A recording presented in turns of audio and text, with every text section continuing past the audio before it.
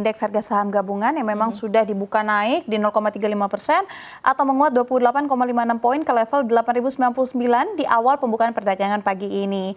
Dan kita lihat sekarang di level penutupan sudah berada di level belum penutupan nih ya. Oh, belum penutupan. Oh ya, kita belum tepat di jam 4 ya. Masih ada 8 menit lagi.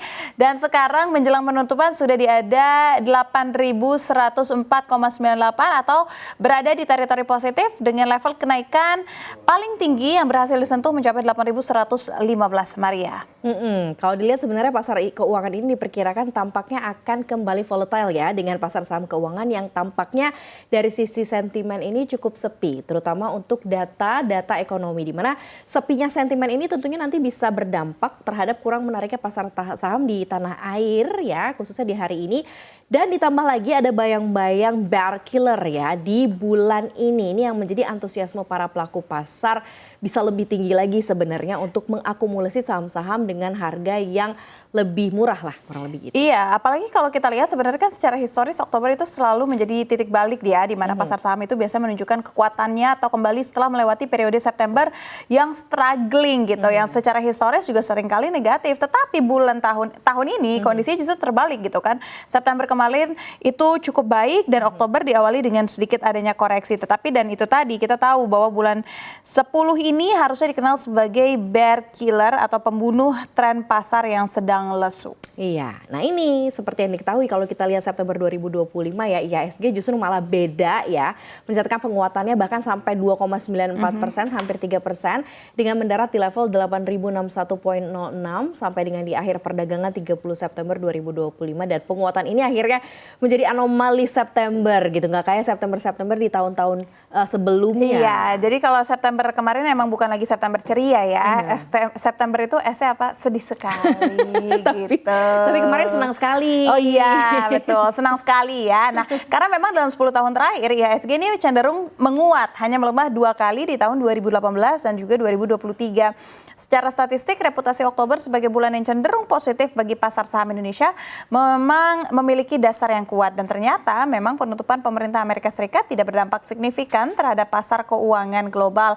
Tapi memang keterbatasan atau durasi dari shutdown itu memang akan menjadi perhatian pelaku pasar. Nah, ini berseberangan sebenarnya kalau kita lihat dari IHSG yang hijau, ternyata investor asing ini masih gencar jualan ya, atau melangsungkan jual bersih atau net sell. Net sell-nya juga tercatat sampai 1,42 triliun rupiah di perdagangan saham di seluruh pasar ya, mau pasar negosiasi maupun juga pasar reguler. Dan sama halnya di pasar reguler, investor juga khususnya investor asing ini sudah melakukan net sell sampai dengan 1,37 triliun rupiah. Nah, investor yang net sell ini begitu adanya di perbankan besar ya, big caps. Yang paling banyak kita catat itu ada di Bank Rakyat Indonesia atau BRI ya. Terbukti ya hari ini dari sektor perbankan atau finansial juga mengalami koreksi gitu, dan gelombang jual yang cukup deras ini pun juga menghimpit saham BRI. Hari ini tuh BRI juga lumayan terkoreksi. Iya, dan investor juga kayaknya sudah mulai kembali tertarik untuk berbelanja ke surat utang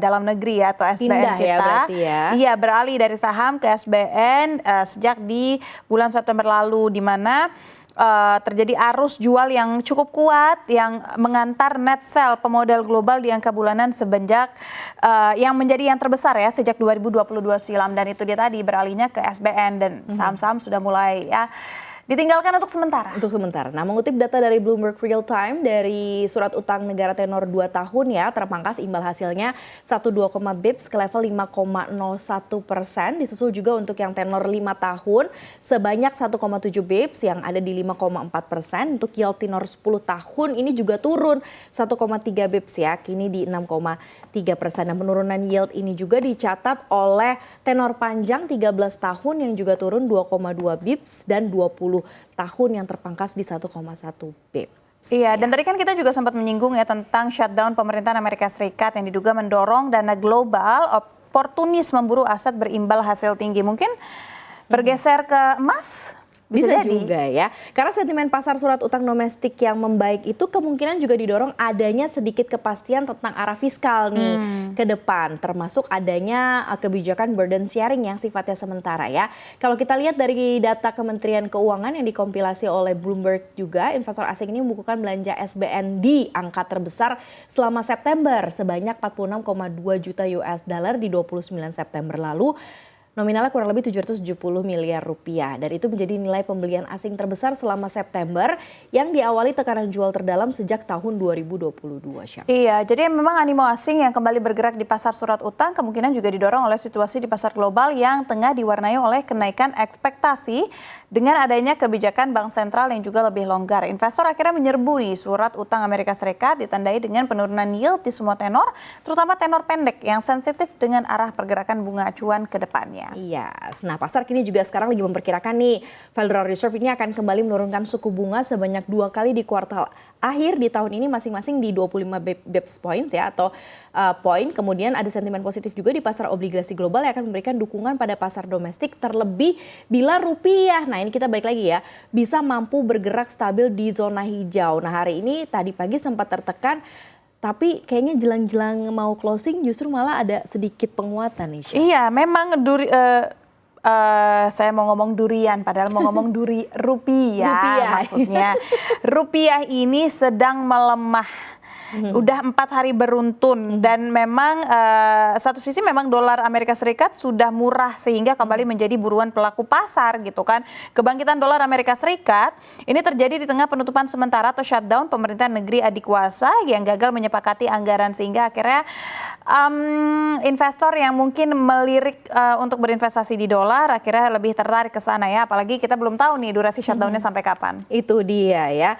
Dengan kata lain ya, kemungkinan besar ini justru akan memberikan gairah juga nantinya atau justru malah memberikan tekanan lagi kepada rupiah walaupun sebenarnya rupiah tidak terlalu banyak atau tidak sendirian gitu ya mengalami koreksi karena ada sebagian besar mata uang utama Asia misalnya seperti baht, Thailand juga terlemah dengan depresiasi bahkan hampir 0,25% di mana rupiah pun tepat di atasnya yang menjadi terlemah kedua tapi nggak semelemah baht gitu ya so far. Iya dan mungkin juga kita bisa lihat dari tinggal sentimen apa aja yang mungkin bisa mempengaruhi pergerakan IHSG dan juga rupiah di pekan depan ataupun sentimen yang juga mempengaruhi sedikit banyak pergerakan hari ini. Sudah closing nih ya market di Bursa Efek Indonesia. Kita akan lihat the last positions untuk indeks harga saham gabungan.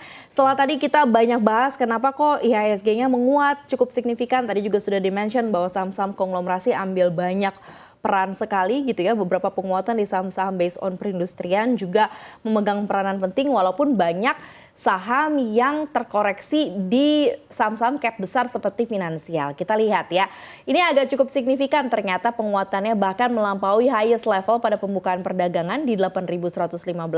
IHSG berhasil menutup perdagangan hari Jumat 3 Oktober 2025 dengan penguatan 0,59%, 47 poin dari pembukaan perdagangan dari tadi pagi begitu ya atau di level highest-nya pada perdagangan hari ini 8.118,3 pada perdagangan di hari Jumat, perdagangan awal bulan Oktober ya. Kita akan lihat bersama bagaimanakah apresiasi dari per masing-masing sektor karena tadi kita sudah mention ada yang di net sell, ada yang banyak keluar tapi ada juga yang masuk ke aset lain. Tapi kita juga bisa lihat juga ada juga yang masih melemah begitu ya di tengah kondisi penguatan IHSG. Apa aja nih Syafinas? Sampai dengan penutupan, sayang sekali memang sektor finansial masih terkoreksi 0,67%, namun consumer non-primer yang tadi di pukul 15 lewat sedikit terkoreksi, kini berbalik arah dengan apresiasi 0,27%. Untuk consumer primer dan perindustrian tetap melaju kencang dengan apresiasi 1,57 dan 2,46%. Kita bergeser lihat 4 sektor lainnya. Semuanya hijau-hijau, energi naik 1,21%, infrastruktur naik 1,06%, bahan baku, properti dan real estate juga terapresiasi 0,39 dan 0,08%. Kita lihat 3 sektor terakhir, kalau memang tadi sejak pukul 3 lewat 20 menit, sektor teknologi apresiasinya mencapai 4%, namun di penutupan apresiasinya mengecil menjadi 3,09%. Namun untuk transportasi dan logistik serta kesehatan masih dalam zona koreksi dengan koreksi lebih dari 1%. Kita ke rupiah ya, seperti yang tadi kita sudah mention bahwa rupiah ini sebenarnya dapat booster dengan masuknya arus dana melalui surat berharga negara, dan kita lihat juga ternyata juga sudah ada reaksi begitu ya untuk di nilai tukar kita yang tadi sempat berada di teritori 16.625 pada perdagangan hari ini. Kita lihat saat ini justru di spot market rupiah kita mengalami penguatan 0,3% 50 poin ya penguatannya, atau di level 16.520 rupiah per dolar Amerika Serikat pada perdagangan saat ini. Kita juga akan lihat bagaimanakah performa rupiah dan mata uang utama lain, karena kalau kita lihat rupiah juga terpantau penguatannya 0,28% terhadap Singapura dolar, juga menguat terhadap yen Jepang 0,37% dan menguat terhadap euro 0,1%.